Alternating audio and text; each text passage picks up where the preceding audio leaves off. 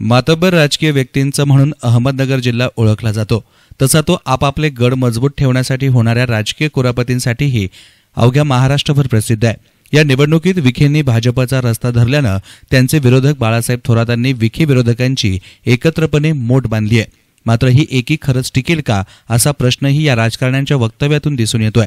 उत्तरनगर जिल्ह्यात विखे घराण्याविरुद्ध इतर राजकीय घराणे अथवा नेते यांच्यात राजकीय कुरघोडीमुळे नेहमीच सुंदोपसुंदी राहिल्याचं बघायला मिळतंय।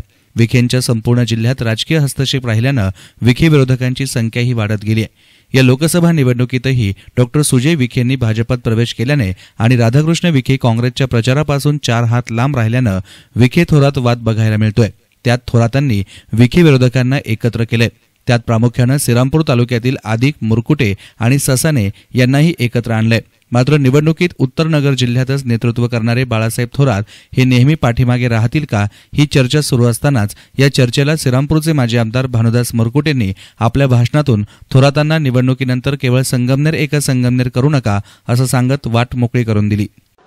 आपण जर झालेल्या कामात आढावा घेतला तर आपल्या लक्षात येईल या देशामधल्या ज्या सरकारला भाजप आणि त्यांच्या मित्र पक्षांना केंद्राची सत्ता दिली, आपल्या राज्यामध्ये राज्याची सत्ता दिली, या सत्तेमधून या देशामधल्या साऱ्या आघाडीवरती आणि राज्यामधल्या सर्व आघाडीवरती केंद्र सरकार आणि राज्य सरकार सपशेल अपयशी ठरलेले।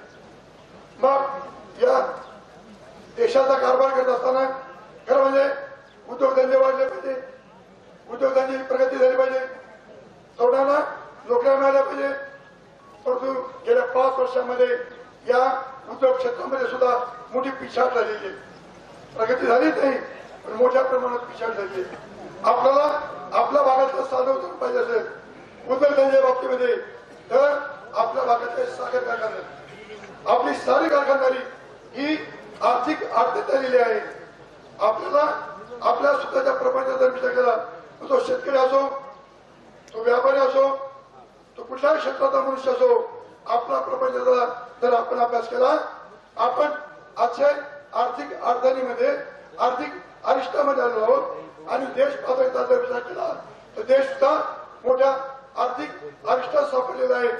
आणि मग अशा तऱ्हेने या देशामध्ये जे सरकार केंद्रात अपयशी ठरलं, जे सरकार राज्यात अपयशी ठरलं, या सरकारच्या बाबतीमध्ये आता आपल्याला परिवर्तन केलं पाहिजे, बदल केला पाहिजे, हे आपल्या सर्वांच्या मनोमन भावना आहे।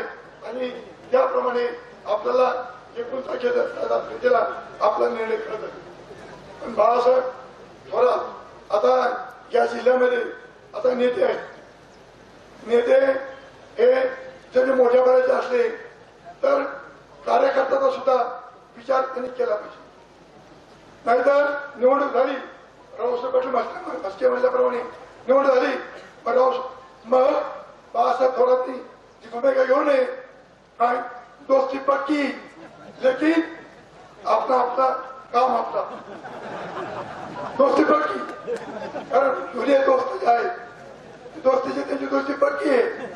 म्हणजे आजपर्यंत अनेक वेळा आम्हाला अपेक्षा होती की ती दोस्ती कुठेतरी तुटेल, पण ती दोस्ती पक्की आहे। विवेकॉलची जाहिरात असते, 2 हत्तीचे शब्द विवेकॉलने चिकटवले असतात आणि 2 हत्ती फोडायचा प्रयत्न करतात, पण ती फिटत नाही, तुटत नाही। बाळासाहेब किमान या जिल्ह्यामध्ये लोकांच्या हितासाठी तुमची दोस्ती ही पक्की जरी होती पूर्वीची तर ती एवढी पक्की ठेवू नका।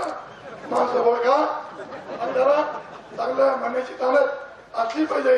आणि या संपूर्ण जिल्ह्यामध्ये आता आपण या निमित्ताने नेतृत्व करायला संधी आहे, कारण पावसाळ्यात कामाचा विजय म्हणजे तुमच्या शिरपेचामध्ये एक त्या ठिकाणी पुरा आहे आणि त्यामुळे तुम्हाला वरती केंद्रामध्ये केंद्र सरकारमध्ये काँग्रेस पक्षामध्ये तुम्हाला मोठी शाबासकी मिळणार आहे।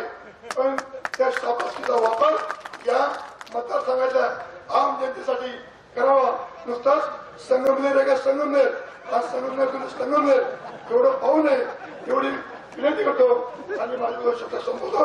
जय हिंद, जय महाराष्ट्र. धन्यवाद. न्यूज रिपोर्टर नितीन शेळके, एस्तान मीडिया, संगमनेर.